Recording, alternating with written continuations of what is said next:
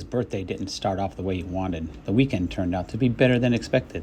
Besides a little burning sensation from his hand, he didn't feel the change his dad kept talking about. He was still his normal self. They spent the weekend exploring their new city. They ate dinner in Jardines. They drove down to the beach to put their toes in the ocean. They drank water and ate acai. Even though he started his birthday with a horrible experience, when Monday morning came around, he was feeling pretty good. "You seem different," said Jared as Thomas sat down in his first period class. "What's going on?" "Not much, man. Had a good weekend, actually," replied Thomas. "Yeah? What did you get for your birthday?" asked Jared.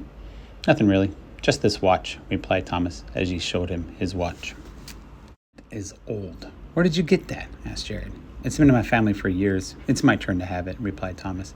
"That's cool, but it's old," said Jared. "Just so you know." "I'm aware," said Thomas. Just then Camilla walked into the room. As she walked across the room, Thomas's eyes went straight to her wrist. "It is the exact same bracelet," he thought. It had the exact same diamond in the middle, with a metallic band wrapped around her wrist. The only difference between his and hers was that his was blue and hers was orange. He needed to talk to her, but didn't know how to approach her. It just so happened that in art, the opportunity arose for Thomas. "Camilla, Thomas, you two are partners today," said Miss Tankini. "Your assignment today is to create a shared image of a sunset." Thomas stood up and grabbed an empty chair next to her. "Hi, Camilla," he said. "Can I sit here?" "I don't care.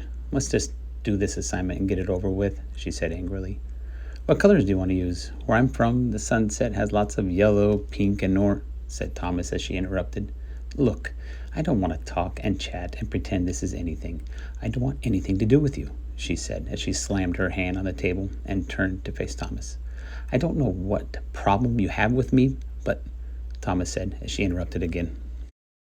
"I'm sure you're a nice person, but I've seen many gringos come and go from this school. When I was younger, I would become friends with newcomers, and in a year or a month, their parents would get transferred and they would be gone. I don't mean to be rude, but you're just not worth it. Grab a color, any color, and just draw what you want and put my name on it," she said as she turned away. Thomas looked back towards the paper and pencils and started drawing. He needed to tell her, but didn't know how to do it. He spent the rest of art sitting next to Camilla working on the assignments. They never said a word to each other. When the period was over, Thomas gathered his things and exited the class. Camilla exited right behind and bumped him as she walked past. "What is your problem?" he said, this time with a more stern tone. "I said I don't," replied Camilla as Thomas jumped in. "I know who you are," said Thomas as he stood in the hallway outside the class. "What do you mean you know who I am? You don't know anything about me," she said as she walked down the hallway.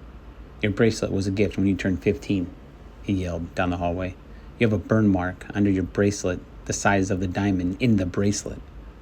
Camilla stopped in her tracks. She turned around to face Thomas. "How do you know that?" Thomas slowly walked up to Camilla. He stood in front of her and reached up his hand. "Look," he said as he pressed the red button on the side of the watch. As the face lifted up, the light from the sun piercing through the window reflected off the blue diamond in his watch. Camilla just stared in disbelief. She slowly lifted her eyes from the watch to Thomas as a tear rolled down her cheek. "You too?" she said. "Yes, me too," Thomas replied. "How did you know?" asked Camilla. "Let's go get something to eat, and I'll tell you everything," said Thomas.